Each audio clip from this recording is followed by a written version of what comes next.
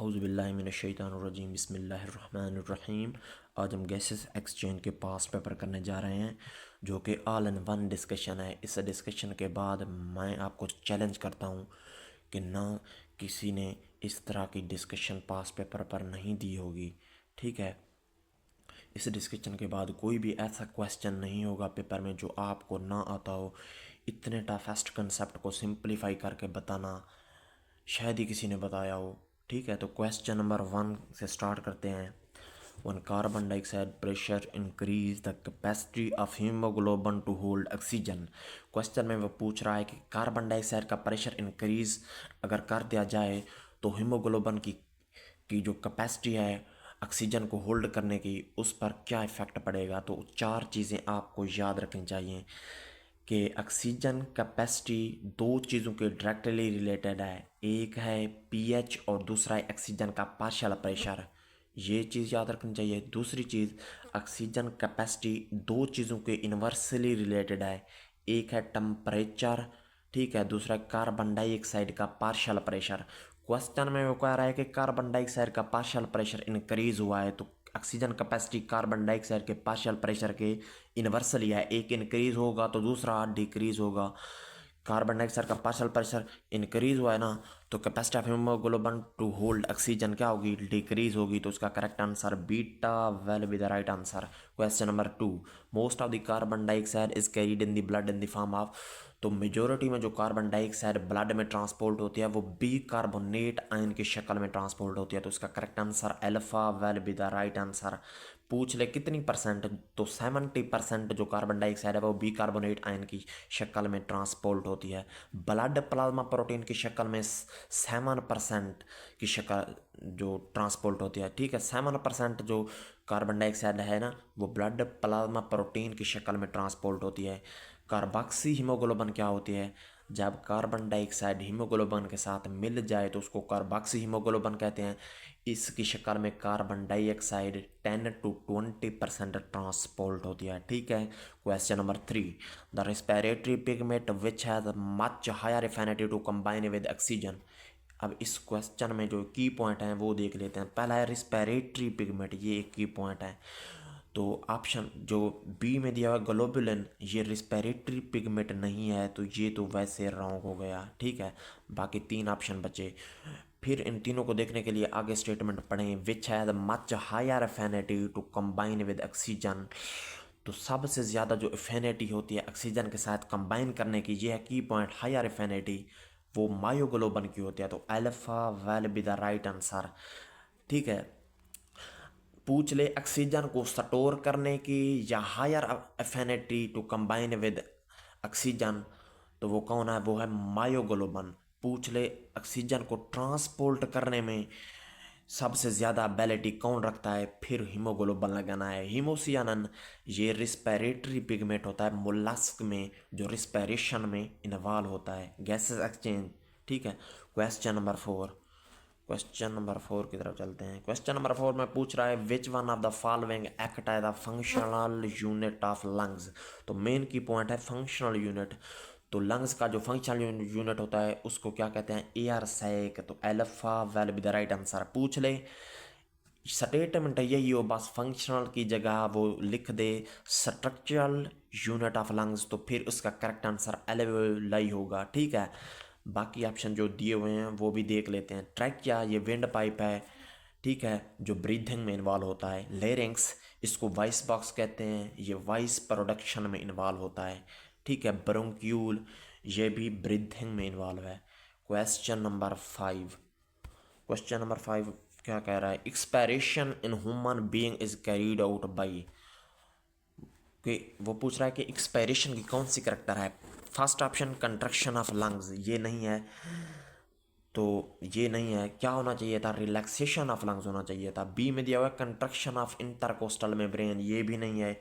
Intercostal membrane relax होते, यहाँ लिखा होना चाहिए था रिलैक्सेशन ऑफ इंटरकोस्टल मेम्ब्रेन, तब बीटा ठीक होता। सीटा relaxation of intercostal and diaphragm muscle, तो सीटा will be the right answer. Expiration जब होते हैं तो रिलैक्सेशन आ जाती है, तीन ऑप्शन में कंट्रक्शन है, ये तो वैसे गलत हो गए, अल्फा गलत, बीटा गलत, डेल्टा गलत, तो Charlie will be the right answer. Delta में दिया हुआ construction of diaphragm muscle, correct क्या होना चाहिए था? करेक्ट होना चाहिए था कि रिलैक्सेशन ऑफ डायफ्राम मसल, फिर डेल्टा करेक्ट बनता। तो इस वजह से सीटा will be the right answer, relaxation of intercostal and diaphragm muscle. Question number 6, which one of the following factor is directly proportional to oxygen carrying capacity of hemoglobin? तो अभी मैं ऊपर बता के आया हूँ, कार्बन डाइऑक्साइड के इन्वर्सली रिलेटेड है, टेम्परेचर के इन्वर्सली रिलेटेड है, पीएच के डायरेक्टली रिलेटेड है, तो सीटा will be the right answer. Light का कोई इफेक्ट नहीं है ऑक्सीजन कैरिंग कैपेसिटी पर, ठीक है। Question number 7, about 70 to 85% carbon dioxide in blood is carried. तो ऊपर बता के आया हूँ कि बी कार्बोनेट आयन की शक्ल में ट्रांसपोर्ट होती है, कौन? कार्बन डाइऑक्साइड ब्लड में as a carboxylase. Haemoglobin alpha wrong हो गया, beta with protein in plasma ये भी wrong, freely as a carbon dioxide ये भी रॉन्ग, तो delta will be the right answer. 70% जो कार्बन डाइऑक्साइड है वो बी कार्बोनेट आयन की शक्ल में ट्रांसपोर्ट होती है।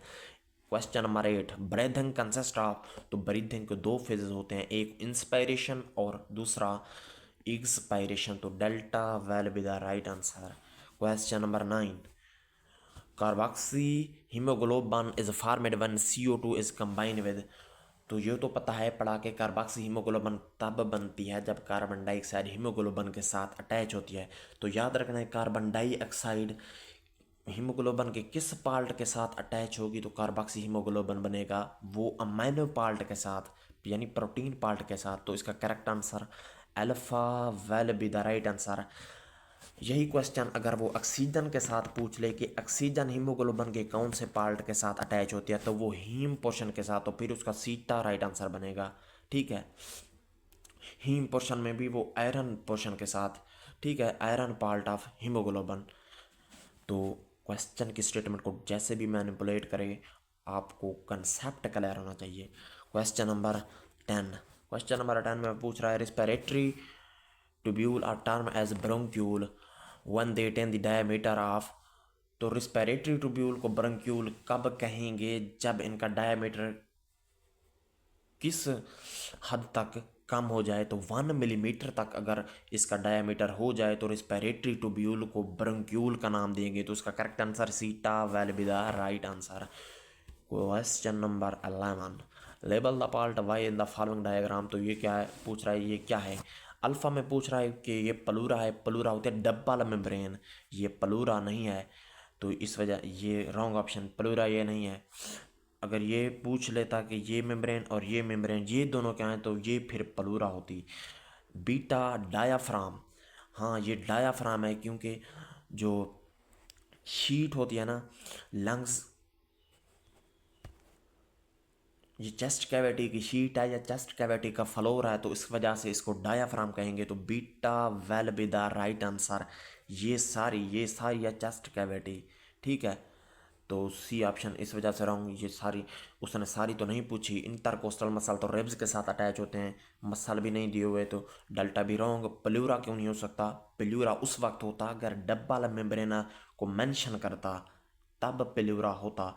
ये है फ्लोर ऑफ चेस्ट कैविटी, इसको डायाफ्राम कहते हैं। तो beta will be the right answer, ठीक है। क्वेश्चन नंबर 12, क्वेश्चन नंबर 12 में पूछ रहा है, low partial pressure of oxygen in tissue fever. तो मैंने अभी आपको बताया है कि ऑक्सीजन कैपेसिटी का ऑक्सीजन के पार्शियल प्रेशर के साथ डायरेक्ट रिलेशनशिप है।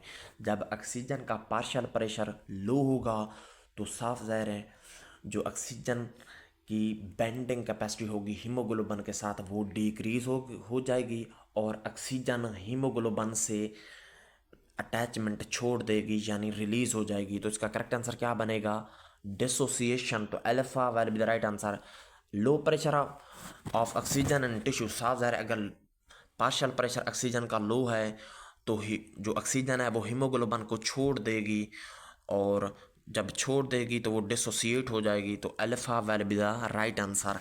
लो पार्शियल प्रेशर ऑक्सीजन, अगर ऑक्सीजन का पार्शियल प्रेशर हाई होता तो जो ऑक्सीजन है वो हीमोग्लोबिन के साथ अटैच्ड रहती, ठीक है, तो alpha will be the right answer. Question number 13, which one of the following is a respiratory disorder related to malnutrition. तो माल न्यूट्रिशन के साथ जो डिजार्डर रिलेटेड है वो होती है ट्यूबरकुलोसिस, जिसको टीबी कहा जाता है, तो delta will be the right answer. ठीक है, कैंसर स्मोकिंग से रिलेटेड है, इस्थमा पोलन ग्रेन से रिलेटेड है, एम्फीसीमा जिसमें एल्वेओलाई के वाल ब्रेक डाउन होते हैं उसको एम्फीसीमा कहते हैं। ठीक है, तो delta will be the right answer. Question number 14, site of gases exchange in humans is. तो ह्यूमन में गैस एक्सचेंज कहाँ होती है, तो एल्वेओलाई पर गैस एक्सचेंज होती है, तो beta will be the right answer. ठीक है, ट्रैकिया विंड पाइप है, ब्रीथिंग में इन्वॉल्व है, ब्रोंकस ब्रीथिंग में इन्वॉल्व है, नोज भी ब्रीथिंग में इन्वॉल्व है। Question number 15, gas exchange in animal take place with the help of process called.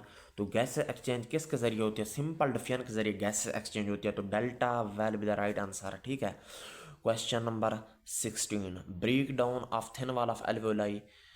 ऐसी बीमारी जिसमें एल्वेओलाई के वॉल ब्रेक डाउन होती हैं उसको एम्फीसीमा कहा जाता है, तो इसका correct answer alpha will be the right answer. Question number 17, during breathing air from pharynx inter into.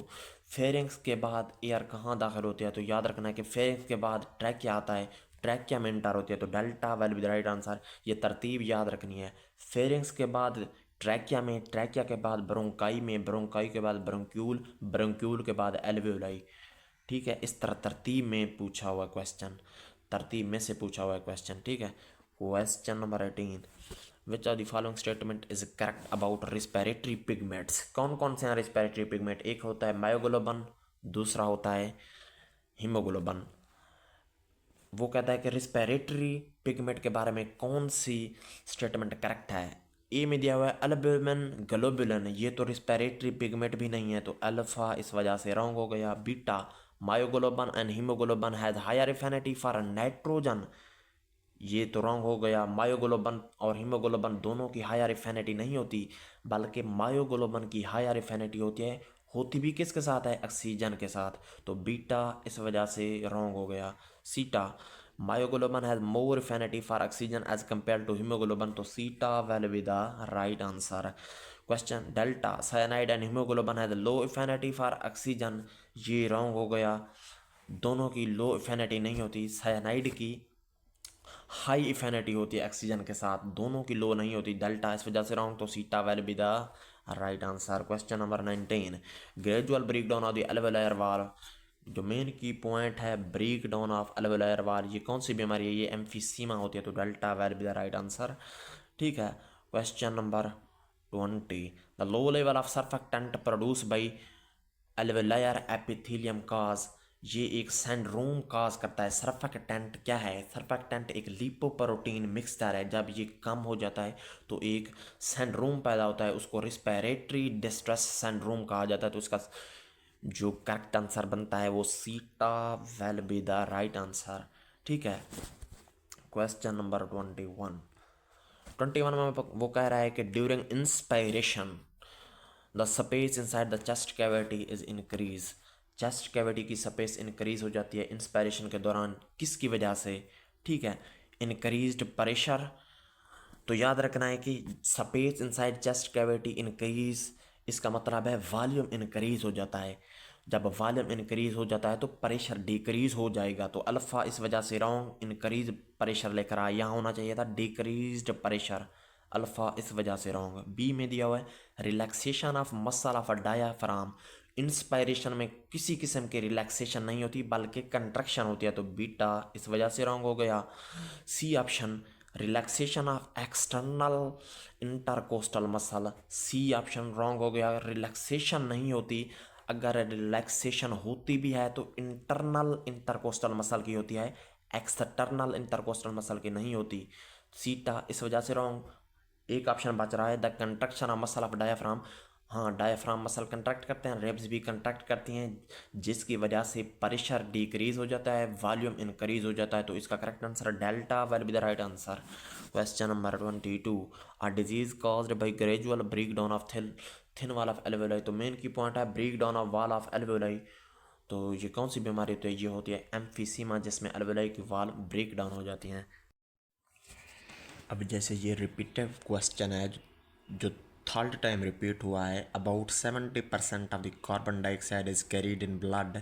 तो ये बिकार्बोनेट आयन की शक्ल में जो ट्रांसपोर्ट होती है मेजोरिटी में कार्बन डाइऑक्साइड। तो इसका correct answer beta will be the right answer. ठीक है। Question number 43, range of normal total lung capacity in human. इसका मतलब है टोटल लंग कैपेसिटी का मतलब है कि पूरे फेफड़ों में कितनी मैक्सिमम हवा आ सकती है। तो वो 5 लीटर है। तो इसका correct answer alpha will be the right answer, 5 से 6 लीटर। ठीक है। Question number 48, the respiratory surface exhibited the following characteristics. वो कहता है कि रिस्पिरेटरी, इन सारों में से रिस्पिरेटरी सरफेस की कौन सी कैरेक्टरिस्टिक्स है। सबसे पहला, इट मस्ट बी परमिएबल। तो ये इसकी कैरेक्टरिस्टिक है, इसको परमिएबल होना चाहिए ताकि इससे डिफियन आसानी से हो सके। तो alpha will be the right answer. बाकी ऑप्शन भी पढ़ लेते हैं। बीटा में दिया हुआ it must be thick. Beta thick की वजह से गलत हो गया क्योंकि ये थिन होना चाहिए। थिन होगा तो डफियन होगी और डफियन होगी तो वो गुड रिस्पिरेटरी सरफेस होगी। तो बीटा थिक की वजह से रॉन्ग हुआ। सीटा, it should be non vascularise. Non vascularise का मतलब है इधर कोई ब्लड सप्लाई नहीं होनी चाहिए, ये रॉन्ग है। ब्लड सप्लाई हो जैसा कि कैपिलरी होती है एल्वेओलाई की सरफेस पर। सीटा इस वजह से रॉन्ग हो गया। डेल्टा, लो वेंटिलेशन मैकेनिज्म। डेल्टा लो की वजह से गलत हुआ, यहाँ होना चाहिए था हाई वेंटिलेशन मैकेनिज्म। तो तब डेल्टा राइट आंसर बनता है। ठीक है। अब आगे चलते हैं। फोल्टी, ठीक है। Smooth muscles are found in all mention below except. वो कहता है कि इनमें से किसके पास स्मूथ मसल नहीं होते। ट्रैकिया, ट्रैकिया के पास स्मूथ मसल होते हैं और कार्टिलेज भी होती है। ठीक है। जो ब्रोंकाई हैं उनके पास सिर्फ स्मूथ मसल होते हैं, कोई कार्टिलेज नहीं होती। सी ऑप्शन में दिया हुआ है ब्रोंक्यूल, इनमें स्मूथ मसल होते हैं, कार्टिलेज नहीं होती। डेल्टा में दिया हुआ है एल्वेओलाई, ना तो इसमें स्मूथ मसल होते हैं और ना इसमें कार्टिलेज होती है। तो इसका correct answer delta will be the right answer. 41, the method of bringing oxygenated air into contact with gases exchange surface. वो कहता है कि गैसेस एक्सचेंज सरफेस में ऑक्सीजनेटेड एयर को ले जाना, मतलब वो कह रहा है कि ब्रीथिंग को क्या कहते हैं। ब्रीथिंग का दूसरा नाम है वेंटिलेशन। तो इसका correct answer beta will be the right answer. Gas transport नहीं कहते, गैसियस एक्सचेंज कहा जाता था। सीटा भी करेक्ट बन सकता था अगर गैस ट्रांसपोर्ट के बजाय लिखा होता गैसियस एक्सचेंज। ठीक है। डेल्टा किस वजह से गलत है। रिस्पिरेशन में तो दो टाइप आ जाती हैं, एक सेलुलर रिस्पिरेशन, दूसरी गैसेस एक्सचेंज है। गैसेस एक्सचेंज का दूसरा नाम है वेंटिलेशन। तो beta will be the right answer. वो कह रहा है कि ऑक्सीजनेटेड एयर को जब रिस्पिरेटरी सरफेस में ले लिया जाता है तो इस अमल को क्या कहते हैं। साफ ज़ाहिर है ऑक्सीजनेटेड एयर अंदर जाएगी, डीऑक्सीजनेटेड एयर बाहर आएगी, तो उसको क्या कहते हैं, इसको ब्रीथिंग कहते हैं। या इसका दूसरा नाम गैसियस एक्सचेंज है, इसका तीसरा नाम वेंटिलेशन है। तो beta will be the right answer. C किस वजह से रॉन्ग ऑप्शन है, ट्रांसपोर्ट की वजह से। यहाँ लिखा होना चाहिए था गैसियस एक्सचेंज, डेल्टा में लिखा हुआ रेस्पिरेशन।